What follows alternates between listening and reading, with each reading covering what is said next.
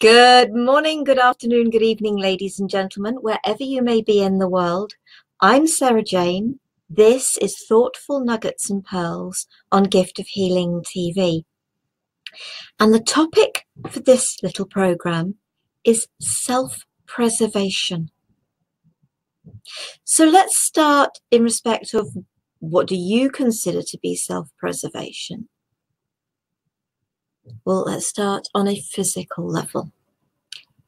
We've got some very, very cold weather here in the UK at the moment. It is bitterly cold for us, especially down in the south where I am, with a little bit of snow yesterday and more forecast for tomorrow and Friday.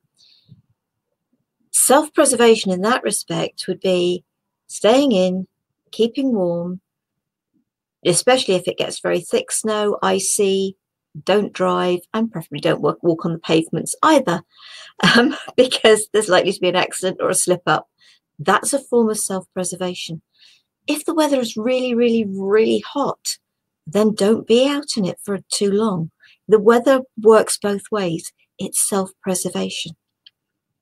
Don't go and step off something that's high, like a cliff. It's self-preservation. Don't step out into the road in front of traffic. There are many things on a physical plane that absolutely common sense tells you that's self-preservation of the physical body. But what about your heart, your mind? What do you consider as self-preservation in that respect? If there's somebody that loves you and they ask you to do something that really doesn't resonate with you, but you are so desperate to maintain their love, would you consider it self-preservation to do as they ask? But then you come at it from a different perspective.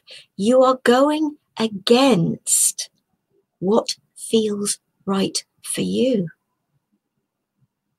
And so for me, the true self-preservation is to say no. You either love me and you accept that that doesn't feel right for me, and I am prepared to forego that love.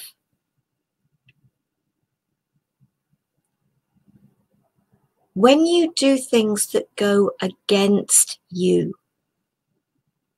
you actually lose respect for yourself, and you are giving other people permission to use and abuse you. If it feels right for you, do it. That's not an abuse. That's not an use. It's what feels right for you. But if somebody's asking you to do something that really doesn't feel right, the self-preservation aspect may be very hard in respect of saying no, but it really does depend, I think, on the perspective you are coming from. If you are feeling very insecure, you are going to consider that the self-preservation is saying yes. If you are very secure in yourself, then you know the self-preservation is being true to you. It's listen to your heart. It's go with what feels right. I only came across two little sayings, and I think to a certain degree they are relevant. It's okay to stop doing and just be. And it is.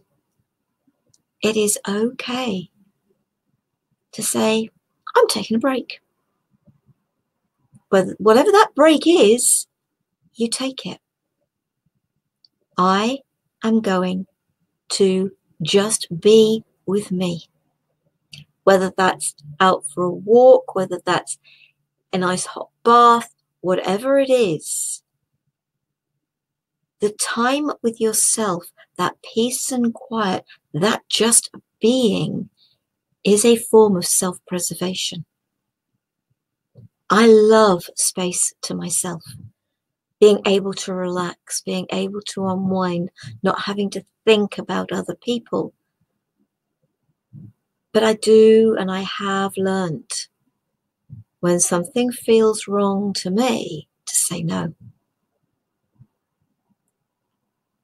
And the other one is, let yourself live your dreams. The first one's from Tiny Buddha, tinybuddha.com, Twitter and Facebook. They're both on both of that. The other one came to me, and I'm sure has been said by many, many other people, but through our friends in the mythical realm. And let yourself live your dreams is a form of self-preservation. It is about being true to yourself, about the experiences that you are here to have. Every time you say yes to somebody else, you are holding yourself back from truly living your life. And life is for living and experiencing as you choose to experience it, whatever that may be. Now, I know some people think I'm absolutely crazy because we'll probably hear this more than once on the run up to this. I'm going to be 60 later this year, and a friend of mine is gifting me the chance to do a wing walk, which is booked. I am going to be doing a wing walk. I love to experience different things, regardless of what people say. I don't listen to what other people's remarks are anymore. I remember when I decided to do the abseil off the water tower in Poole. My mother's reaction was, she was all up in arms about it in respect of, no, you can't do that. It's dangerous, it's whatever. It was an abseil. It wasn't a bungee jump. I would never do a bungee jump. That to me is self-preservation. It really is, not doing a bungee jump. What feels right? Let yourself be challenged. Let yourself experience. And you can do that within self-preservation. That's why I wouldn't do a bungee jump. That feels very dangerous to me. In spite of the fact I'm doing a wing walk, and I've abseiled and I've done a zip wire and I've walked wolves and amazing creatures. I'm not suggesting you do things that I wouldn't do. I'm not doing. I'm living by this. The preservation to me is being true to me, being sensible. I've gone out in icy weather and I've slipped. I've been very lucky when being in the car. I may have been out in dreadful weather. I may have had little slides, but touch wood, to date, no accidents. That is self-preservation. It is being sensible within your perception of that word, sensible. Having some common sense, again, within your perception. And these are my thoughts on self-preservation. If you wish to share your thoughts, if you wish to disagree with me, that's fine. I'm very happy for you to do that. And do you know what? I would love people to share thoughts once it's up on YouTube, to share thoughts under the video, when I share it on Facebook, when I share it on Twitter. Please, if you find it there and you wish to place a comment underneath, you can disagree. Because do you know what? It's really important that we share our perspective, so that some of you may listen to this and think, actually, do you know what? That really resonates with me. And others of you will think, no, I'm not sure. I think a bit more this way. Good.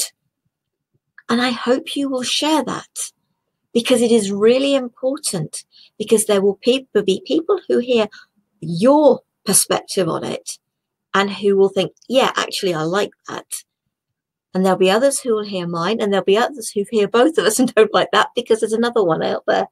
There'll be many different perspectives. And I hope this has given you food for thought. That's exactly what these are meant to be about. So I hope that has spoken to you. Next week, we're actually going to have a meditation. No thoughtful nuggets and pearls next week. A couple of weeks ago on Sunday, I had a guest, Amalia Grace from Australia. So it was a Sunday morning for me, and it was her evening. And she shared a meditation with us. And during that, I mentioned that I'd done a balance of yin yang meditation some time ago. I would try and find it. It's not going to be that one, but I am going to be bringing a balance of yin and yang meditation.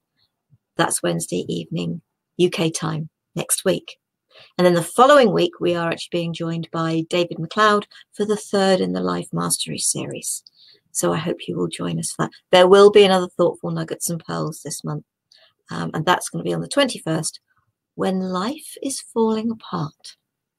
I hope you will join us again. I hope you will feel free to comment, to share your thoughts, and have a great week, the rest of it. And I hope that if you're in the north of the sphere of the earth, that you're not too cold at the moment, because it's jolly chilly here. Love, peace and light to you all. Namaste.